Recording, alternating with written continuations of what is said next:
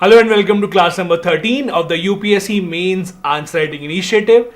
I really appreciate the fact that all of you have been watching this and trying to understand the art of answer writing. It will help you immensely, trust me, in the mains examination. If you have still not subscribed to this channel, please do hit the like button. It will really be appreciated. Also, you can join the Telegram channel to get PDF of all the lectures that we upload here.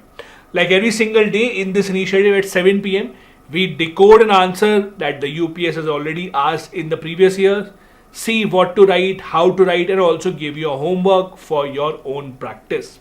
Also, in the very first class of this series, we discuss of how to structure an answer.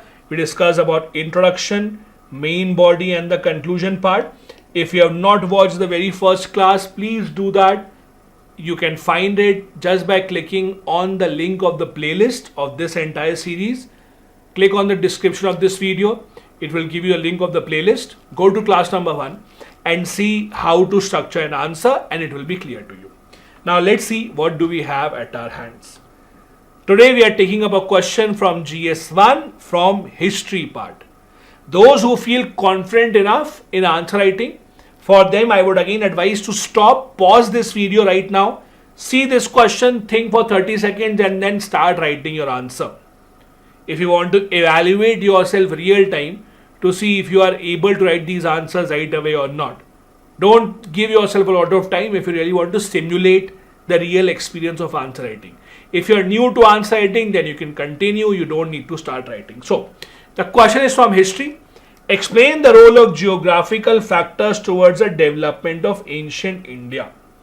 So, basically, geographical factors that we had, how did it play the role to shape India? So when you talk about geographical factors, think of it, what do you think? When I say India has certain geographical factors or there are some geographical features of India, what do you think about? First, you think about rivers, obviously. You think about mountains. Then you think about India's topography. You think about India's coastline. What else? You think about India's mineral reserves, right? These are the geographical factors. These are the things that nature has bestowed upon India. Now think of it. How have these factors impacted our history? The simple idea is, let's understand this. Most of our ancient civilization, for example, was all nearby the rivers. Why? Because there was no other source of water. Today we have sources of water. Water is transported to your homes through pipes. But at that point of time, you had to live nearby the river. So rivers were a major reason or a major shaping factor of ancient India. Similarly, mountains. The Great Himalayas allowed us protection against the invaders from Central Asia and also against these extremely cold waves from Central Asia. So they also allowed people to settle at the foothills. Foothills of the Himalayas were also found to be more cultivable. They were found to be much more friendly to agriculture. So that is where we saw a lot of population settling in. Coastline. Because of our coastline, we always had trading relationship with the rest of the world. We have many examples of the traders coming in for spices and for other purposes. It is only because of the coastline. We have been in touch with a lot of ancient civilizations around the entire world. It would not have been possible had India not had this coastline. Minerals, the areas which were the hotbed of mineral reserves came to be ruled by very powerful dynasties. Look at Magad. Look at the Chola Empire. These empires were very powerful because the areas that they had under their control had a lot of mineral reserves. So a lot of these were geographical factors that shaped the development of ancient India. This is what you have to write in simple terms. So this is how we simplify this answer. Think about this while reading the question 1 or 2 minutes. Form an answer, form a structure in your mind and then start writing. In history questions, you don't have to think a lot about introduction or the conclusion.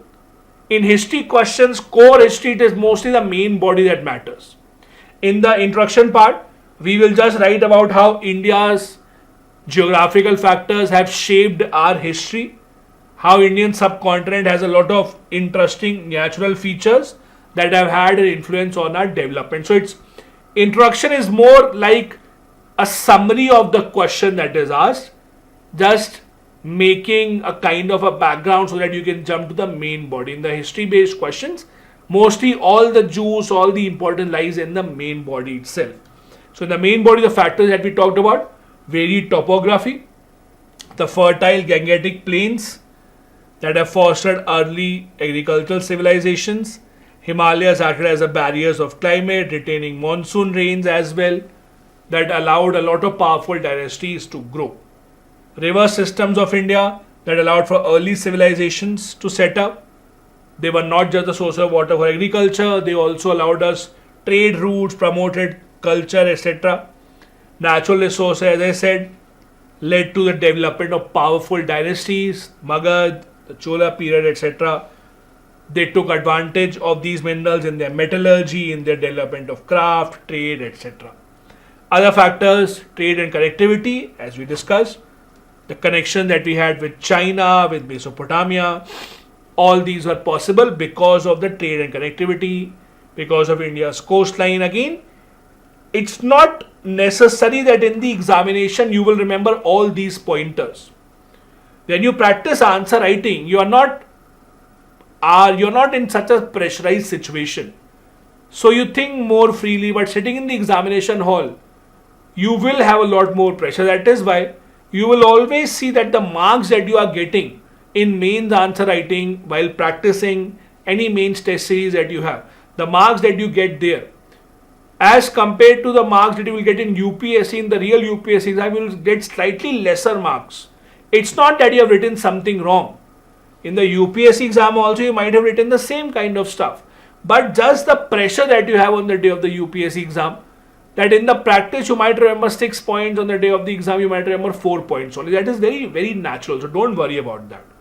So here we have written a lot more points. In the examination you might not remember all of them. Maritime trade contributed to the powerful empires flourishing like Satavahanas, Cholas, Pallavas, etc.